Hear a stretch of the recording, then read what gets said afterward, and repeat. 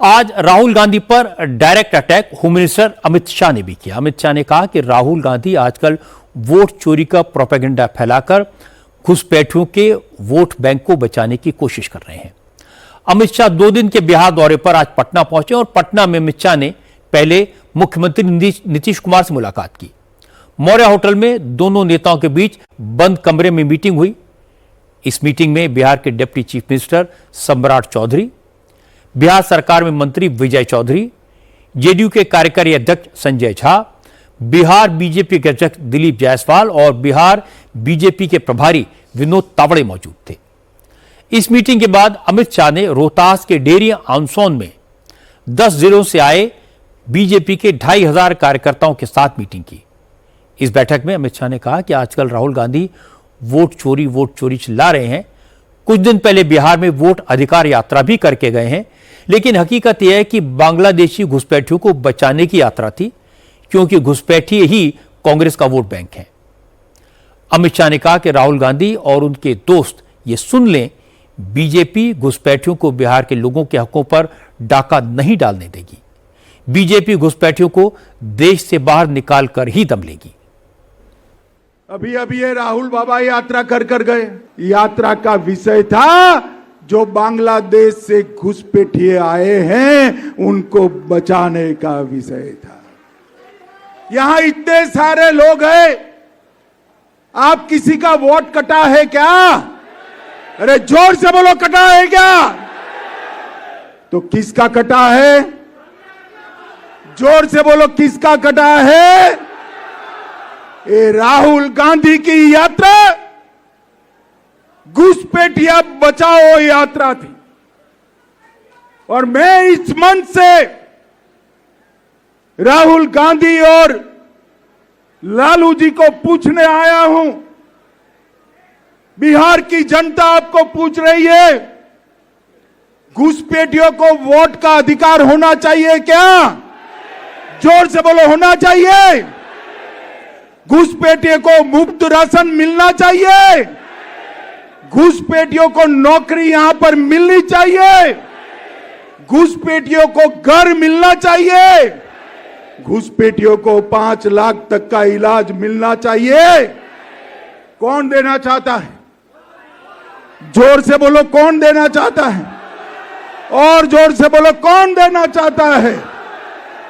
हमारे युवाओं की जगह वोट बैंक के घुसपैठियों को नौकरी देने का काम ये राहुल बाबा एंड कंपनी कर रहे हैं।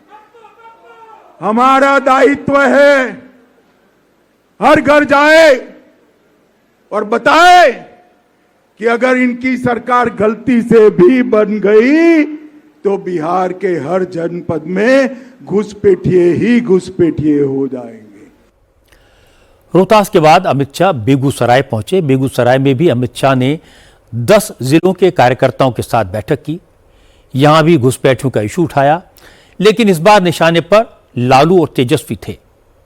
अमित शाह ने कहा कि घुसपैठियों का नाम वोटर लिस्ट से कट रहा है तो लालू यादव के पेट में दर्द हो रहा है, लेकिन इसकी कोई दवा नहीं है।